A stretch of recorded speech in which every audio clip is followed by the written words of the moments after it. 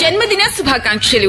Telugu Desam party రాష్ట్ర కార్యదర్శి మరియు మండల కన్వీనర్ మా అన్న శ్రీ రావెళ్ల వీరేంద్రనాయుడు గారికి జన్మదిన శుభాకాంక్షలు. మీరు భవిష్యత్తులో మరెన్నో ఉన్నత పదవులు అధిరోహించాలని మనసారా కోరుకుంటూ మీ తమ్ముళ్లు దొడ్ల మల్లికార్జున్, అమ్మ చారిటబుల్ ట్రస్ట్ వ్యవస్థాపకుడు సూరి సుధీర్ రామ్మోహన్.